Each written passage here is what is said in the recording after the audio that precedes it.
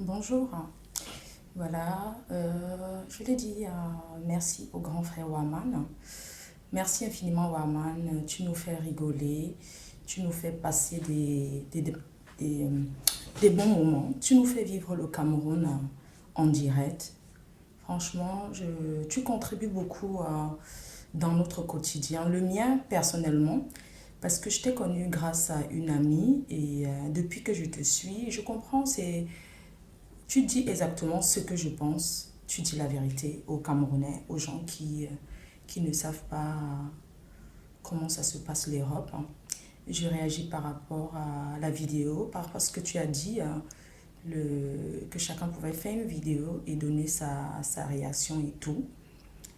Je vais parler de l'expérience personnelle, ce que j'ai vécu, pas ce que quelqu'un d'autre a vécu, parce que moi, en réalité, je n'ai pas l'habitude de mentir, hein. On dit, je vais dire exactement, parler de moi.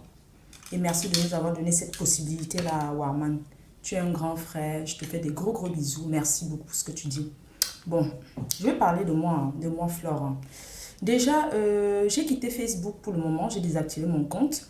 Parce que Facebook, c'est comme le lait de toilette Caro Light pour les femmes. Donc, au début, c'est très bon. Après, quand ça commence à te chou, tu quittes toi-même sans compte, tu te désactives, après tu reviens, etc. Ainsi de suite. Donc, nous les Africains, nous les Noirs, on a pris Facebook, on a transformé ça en autre chose, quoi. Donc, pour moi, déjà, c'est pour rigoler, hein. Comme tu fais la Waman, ça dit quand je vais sur Facebook, c'est pour regarder certaines choses. Et puis, je rigole, ça me fait du bien, ça me fait passer une bonne journée, ça me fait un peu oublier le quotidien et tout. Donc, Waman, merci, hein.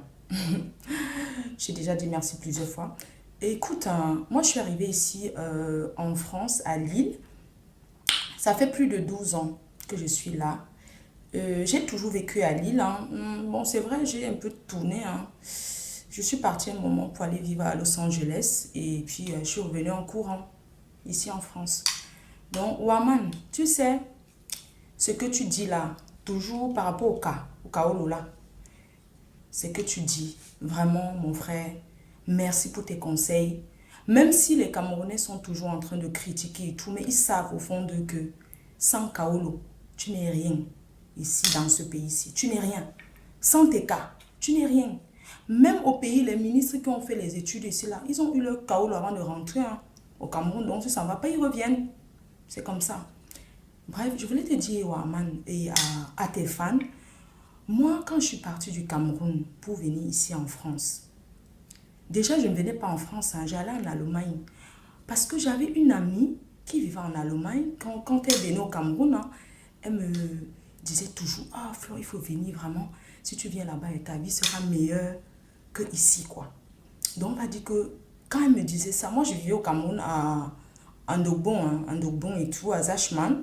Donc, je vivais dans une maison avec piscine, tout. Vraiment bien, je ne manquais de rien. Je, J'avais une voiture Pajero. Je conduisais la voiture de mon copain de l'époque parce que, bon, c'était quelqu'un de connu. Et j'étais plus jeune, donc je vivais avec lui. On va dire que je faisais le viens, on reste, non.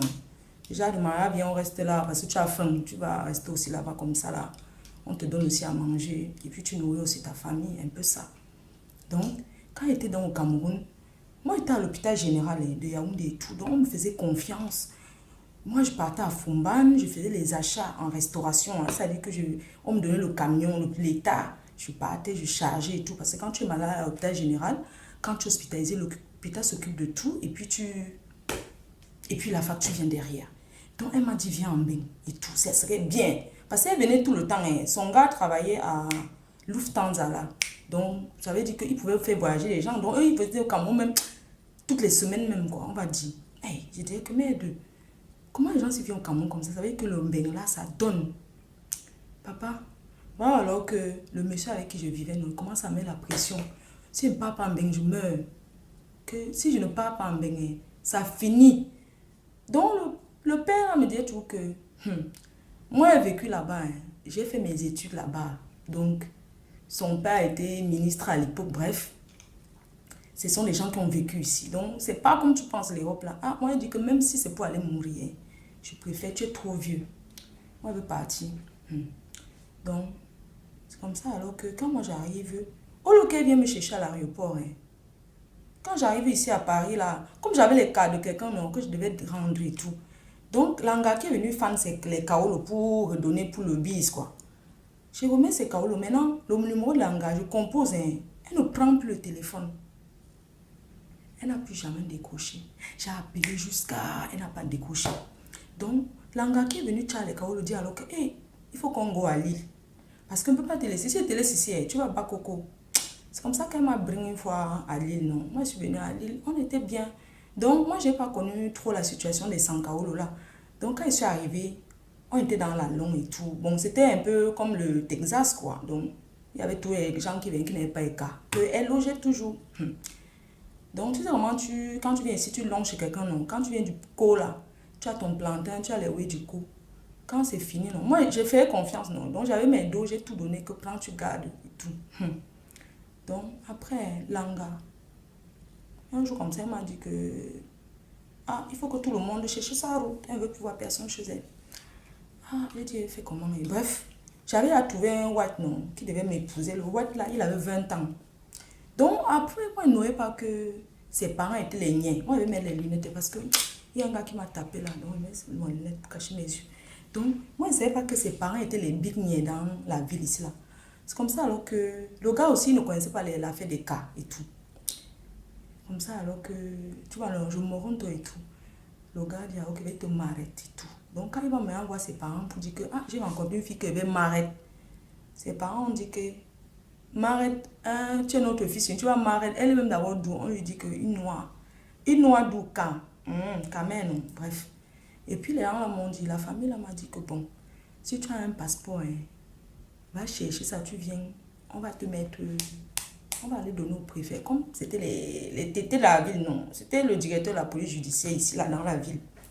Donc, je donne les cas alors. Où sont les cas? Je n'ai pas le pass, non. Parce que quand on te dit que si tu viens, tu rends les cas, est-ce que j'ai le pass? Je n'ai pas. Donc, c'est comme ça alors que je me suis mariée avec le gars. Donc, à la veille du mariage, je vivais tout dans la piole, là, non. Hé, hé, les camés. L'ennemi du camé, c'est le camé. Tu ne peux jamais trouver un bonheur, le bonheur à côté du camé, quand tu te cherches. À la veille du mariage, non. Le téléphone du gars sonne, on l'appelle. C'est tous les camés qu'on vivait ensemble. Ils appellent, ils disent que elle se marie avec toi par rapport au cas. Donc, elle n'a pas de kaolo, c'est à cause de ça. Donc, le matin à la mairie, le jour du mariage, j'ai prié, eh Dieu, pardon, que le gars s'y n'annule pas. Bon, on s'est marié, tout s'est bien passé et tout. Voilà. Après, j'ai pas connu beaucoup de situations très, très difficiles. Parce que je savais déjà ce que je voulais. Je suis venue, j'ai laissé une famille là-bas. Je suis venue me chercher. Donc, et pour se chercher, il faut d'abord avoir les cas. Voilà. Donc, j'ai eu mes... voilà, à l'époque, c'était pas obligé d'avoir le cas de 10 ans pour être française. Hein, bref. Donc, voilà. Et puis, j'ai eu mes cas comme aujourd'hui, là. Donc, je voulais te dire merci à ton conseil. Merci à tout ce que tu dis aux gens avec l'expérience qu'on a vécue. Et c'est ce que je dis toujours aux filles qui arrivent ici. Je leur dis, les filles, ne tombez pas derrière les gens qui sont là depuis, qui peut-être ont leur cas, ils montent, ils descendent.